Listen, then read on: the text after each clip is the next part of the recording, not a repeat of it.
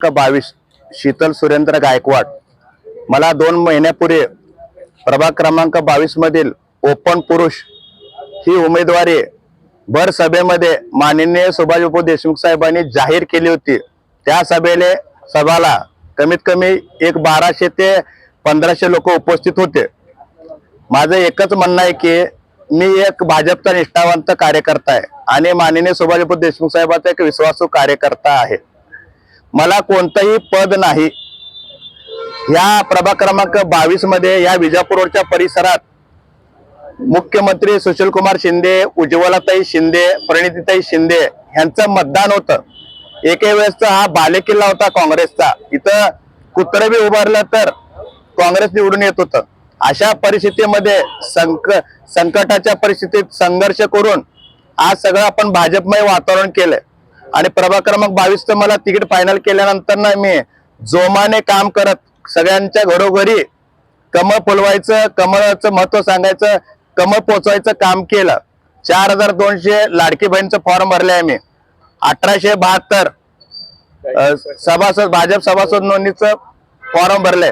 सगळं असं भाजपमय वातावरण असताना हे किसन जाधव, नगरसेवक नागेश गायकवाड हे अचानक रात्री 12 वाजता 4 दिवसापूर्वी बालाजी सरोवर येथे पक्ष प्रवेश केला। त्यापूर्वी 2 दिवसा अगोदरच आमचा एक चैत्रेल लॉस राजसनगरला निर्धार मेळावा झाला। त्यावेळेस रोहिणीताई तडवळकर ताई हे उपस्थित होते, तसे सुभाषबाबू देशमुख साहेब पण उपस्थित होते। त्यावेळेस ठरलं होतं की नवीन कोणत्याही माणसांना पक्ष प्रवेश द्यायचा नाही, निष्ठावंत लोकांना आपण नगरसेवकाची उमेदवारी जाहीर करायचं आणि त्यांच्या पाठीशी राहायचं।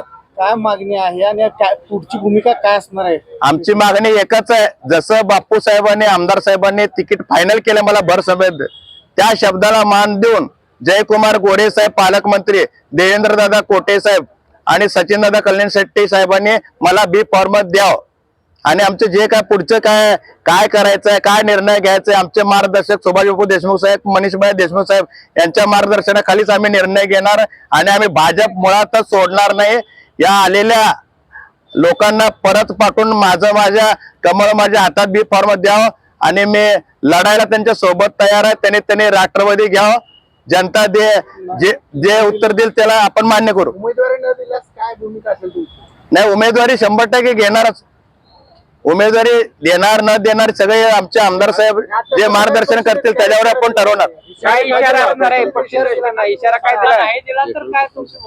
आता जर मला तिकीट नाही दिले, डावलायचा प्रयत्न केले, पक्ष कार्यालयाकडे जाऊन भाजप पक्ष कार्यालयाकडे जाऊन माझ्यासोबत 1000-1200 जे त्या दिवशी तिकीट फायनल करताना झोपडपट्टी मधले रहिवासी होते, अडाणी कार्यकर्ते होते, महिला ज्येष्ठ नागरिक लोक होते, त्यांना घेऊन रॉकेलचा डब्बा घेऊन 1000-1500 लोकांना घेऊन मी आत्मदहन करणार आहे आणि मला तिकीट पाहिजेत। मी जर तिकीट मिळालं तर मी निवडून किंवा निवडणुकीला उभारतो, जर मला तिकीट नाही मिळालं तर मी आत्मदहन करून मरतो तिथं भाजप कार्यालयाकडे। आज आमच्या ठीक आहे तुम्ही मुद्दा मुंबईला मांडायला लागला, सगळीकडे मांडायला फिक्स तुम्ही काय सांगत नाहीये की शीतल दादा तुम्ही म्हणजे असं काळजी करू नका। जरा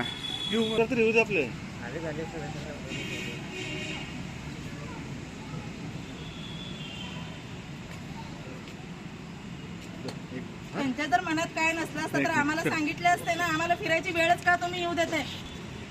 तुम्ही म्हणा ना सरळ, शीतल गायकवाड तुझं तिकीट आम्ही जाहीर केलेलं आहे, त्यांच्याकडनं निरोप आलाय, तर तुम्ही कशासाठी आम्हाला म्हणजे ह्या पालकमंत्रीकडे जावं लागायला लागले किंवा कुणाकडे काय भेटायची तुम्ही गरज सांगताय? तुम्ही सांगा ना सरळ, बिंदास्त तुम्ही घरी जावा, तुमच्या ज्या माणसाला तिकीट दिलेलं आम्ही त्यालाच देतो असं तुम्ही काय सांगत नाहीये? अहो तुम्ही लाडक्या बहिणीचं ऐकत नाहीये किंवा आम्ही एवढं जो माणूस 18 ते 20 वर्ष झालं त्या एरियाला काम करतोय, सगळ्या भागात काम करतोय, ज्याला पद नाहीये तो माणूस लहान मुलांच्या सुद्धा मुखामध्ये आहे। मग तुम्ही काय असं आमचा म्हणजे राग निर्माण करायला लागले? ह्यांना जर आम्ही तिकीट नाही दिले तर आम्ही मतदान सुद्धा कोणाला करणार? 22 तुम्ही मुद्दा मुंबईला मांडायला लागला, सगळीकडे मांडायला फिक्स तुम्ही काय सांगत नाहीये की शीतल दादा तुम्ही म्हणजे असं काळजी करू नका। जरा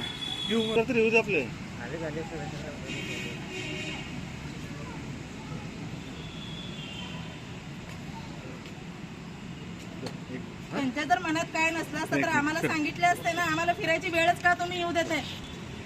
तुम्ही म्हणा ना सरळ, शीतल गायकवाड तुझं तिकीट आम्ही जाहीर केलेलं आहे, त्यांच्याकडनं निरोप आलाय, तर तुम्ही कशासाठी आम्हाला म्हणजे ह्या पालकमंत्रीकडे जावं लागायला लागले किंवा कुणाकडे काय भेटायची तुम्ही गरज सांगताय? तुम्ही सांगा ना सरळ, बिंदास्त तुम्ही घरी जावा, तुमच्या ज्या माणसाला तिकीट दिलेलं आम्ही त्यालाच देतो असं तुम्ही काय सांगत नाहीये? अहो तुम्ही लाडक्या बहिणीचं ऐकत नाहीये किंवा आम्ही एवढं जो माणूस 18 ते 20 वर्ष झालं त्या एरियाला काम करतोय, सगळ्या भागात काम करतोय, ज्याला पद नाहीये तो माणूस लहान मुलांच्या सुद्धा मुखामध्ये आहे. मग तुम्ही काय असं आमचा म्हणजे राग निर्माण करायला लागले? ह्यांना जर आम्ही तिकीट नाही दिले तर आम्ही मतदान सुद्धा कोणाला करणार? नागरिक आहे स्थानिक, आज 20 ते 25 वर्ष झालं आम्ही ह्यांचं कार्य बघतोय. किदान ह्यांनी 18 वर्ष म्हणत असतील, ह्यांच्या लक्षात नसेल एवढं कार्य केलं किंवा त्यांनी विसरले असतील. ह्या माणसाचं कार्य असं आहे ना, लहान मुलांच्या सुद्धा तोंडामध्ये शीतलदादा म्हणलं तर लहान मुलगा घरातलं जेवतात ताट सोडून येणारा माणूस आहे. त्या माणसाने आजपर्यंत आपल्या इथं जे काँग्रेसचा बाली किल्ला होता त्या काँग्रेसला पाळून आपण कमळ फुलवलेलं आहे. मग त्या कमळाला तुम्ही फुलवायचं सोडून तुम्ही त्या कमळाला चिखलामध्ये घालायला लागला. ज्या माणसाला भर सभेमध्ये आमदार साहेबांनी तिकीट दिलंय हे सगळ्या सोलापूर जिल्ह्याला माहीत असून सुद्धा तुम्ही माहीत नसताना असं दाखवून सुद्धा पालकमंत्री साहेब असतील किंवा देवेंद्र कोटे साहेब असतील ह्यांना माहीत असून सुद्धा ह्यांनी मुद्दाम केलं असं मी त्यांना पूर्ण सगळ्यासमोर सांगायला लागले. इथं आम्हाला आमदार साहेबांनी तिकीट दिलंय ना तर आम्हाला ते पाहिजे. ओपन पुरुष सांगितलं तर आम्हाला त्या माणसाला शीतल गायकवाडलाच मिळायला पाहिजे. कुठं तुम्ही लेडीज काढा, तुम्ही लास्ट स्टेशनापर्यंत असं गोष्टी बोलू नका ना. तुम्हाला माहीत आहे ना, पहिलं तिकीट बापू साहेबांनी आपल्या लाडक्या म्हणा किंवा जो काम करतोय त्यांना माहीत आहे म्हणूनच त्यांनी पहिलं तिकीट दिले असतील ना. एवढे मोठे आमदार आहेत म्हणजे त्यांनी न विचार करता तर तिकीट जाहीर केले असतील का? मग ह्याचं का तुम्ही सगळेजण डोक्यात घेत नाही? मी जाऊन काल पालकमंत्री समोर सुद्धा हात जोडले, त्यांनी तेच सांगायला लागलेत हां आम्ही करायला लागलो. अहो करायला लागलो हे प्रश्न कशाला पाहिजे तुम्हाला? तुम्ही द्या ना बिंदास्त. तुम्हाला माहिती आहे का तुम्ही नागरिकाचं डोकं संताप करायला लागले इथं? मला हे म्हणायचं, एवढे नागरिक आम्हाला गेल्यावर विचारायला लागलेत तिथं काय झालं शीतलचं तिकीट, मग आम्ही काय उत्तर द्यायचं? अहो तुम्ही देवाभाऊ आहे, लाडकी बहिणीसाठी केलं म्हणून आम्ही लाडक्या भावासाठी खंबीरपणे मागं थांबायला लागलं तर तुम्ही आम्हाला मागं थांबायला लागले. काय आपलं नाव? मी नागरिक आहे तिथली, नाव सांगा.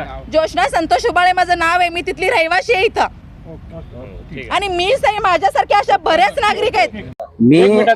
मी अंबादास राम जाधव गेल्या अनेक वर्षापासून सेटलमेंट भागामध्ये पहिल्यांदा भारतीय जनता पार्टीचा झेंडा घेऊन जाणारा कार्यकर्ता म्हणजे मी.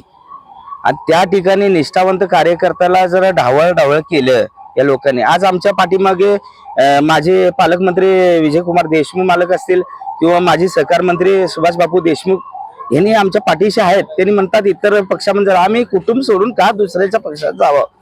जर आमच्यासारख्या निष्ठावंत कार्यकर्त्यांना प्रामाणिकपणाने काम करणाऱ्याला जर न्याय नाही मिळाला तर मी स्वतः 1 लिटर पेट्रोल घेऊन भारतीय जनता पार्टीच्या कार्यालयासमोर जाळून घेईन, अक्षरशः जाळून घेईन. मला वैताग आलेला. लोक विचारतात, हो बायको विचारते, लेकरं विचारतात, शेजार पाजार विचारतात, सगळे मित्र परिवार विचारते.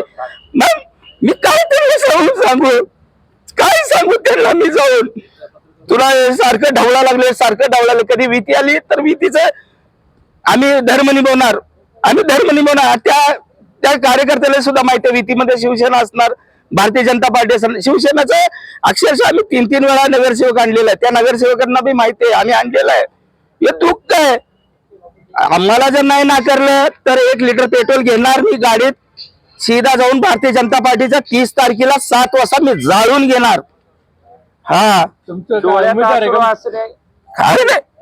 आम्ही हो मी बी उमेदवार आहे. मी 22 मधून मी मागितलेलं आहे, 23 मधून मी ओपन मधून मागितलेलं आहे. मी नाही असं नाहीये, पण न्याय द्या. निष्ठावंत कार्यकर्त्याला न्याय द्या.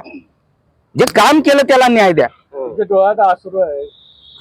काय बोलणं सांगू तुम्हाला? सांगा मी काय सांगू? काय केलं नाही आज कोणाला माहित नाही. सगळे आमदार खासदारांना माहिती मी काम केलंय. हा मोदी साहेब ज्यावेळेस गुजरातचे मुख्यमंत्री होते त्यावेळेस सोलापूरला आल्यानंतर मी त्यांच्यासोबत 8 तास होतो. माझ्याकडे फोटो आहेत, माझ्या घरी या, मी दाखवतो तुम्हाला सगळं मी काय काम केलं. काय नाही, सगळं भांडे कुंडे विकले मी माझे सायकल विकलेलं आहे. बोला जरा बोला. मागितले जे दिलंय ना ते 100% आम्हाला मिळायलाच पाहिजे. मात्र